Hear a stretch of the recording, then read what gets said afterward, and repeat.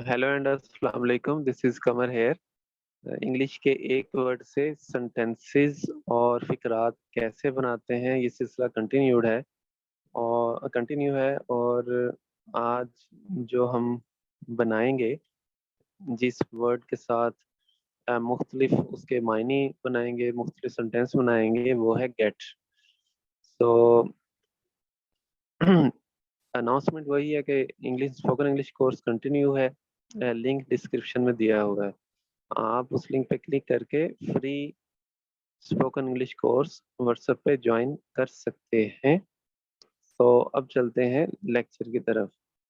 तो get is a word, get का लफ्जी मतलब है हासिल करना, लेकिन अब इसके साथ मुख्तलिफ हम मिलाएंगे प्रपोजिशंस को, तो इसका मानी चेंज हो जाएगा। जैसे गेट ओवर का मतलब होता है कंट्रोल करना, फुल किसी चीज के ऊपर कंट्रोल करना। गेट ओवर इट, ओवरकम करना या रिकवर भी करना किसी चीज को। ठीक है, सो गेट ओवर। इसके साथ अगर ऑफ मिला देंगे, गेट ऑफ, तो इसका मतलब होता है इसके तीन मानी होते हैं। किसी चीज से उतर जाना, जिस तरह बस से उतर जाना, छत से उतर जाना, मूव ऑन आगे बढ़ जाना, गो वे दूर चले जाना। तो गेट ऑफ के तीन मानी होते हैं। ठीक है, मोस्टली ये बस से उतरने को इस्तेमाल, या किसी भी व्हीकल से, ट्रेन से उतरने को के लिए इस्तेमाल किया जाता है, गेट ऑफ। अगर इसके साथ ऑन लगा दिया जाए तो गेट ऑन का मतलब होता है किसी चीज पे चढ़ना, जिस तरह ट्रेन है या बस है, उसके ऊपर चढ़ने को गेट ऑन कहते हैं। ठीक है जी।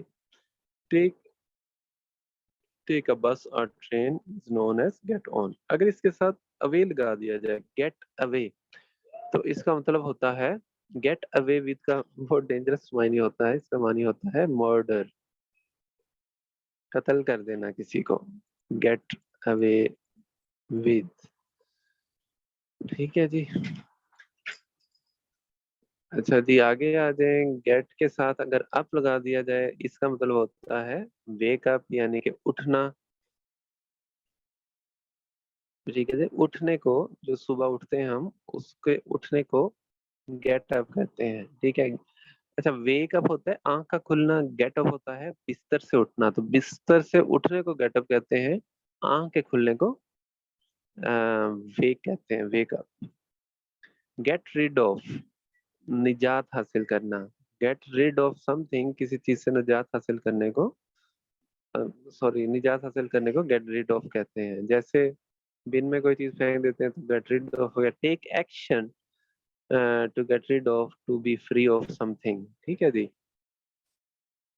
So get rid of. So get get along और गेट ऑन विद, इसका मतलब होता है किसी के साथ फ्रेंडली रिलेशनशिप रखना। ठीक है, हैव ए फ्रेंडली रिलेशनशिप, इसको गेट अलोंग या गेट ऑन विद कहते हैं। ठीक है जी। गेट एट कहते हैं बार बार पॉइंट आउट करना, किसी को कर्स करना, that is known at get eight.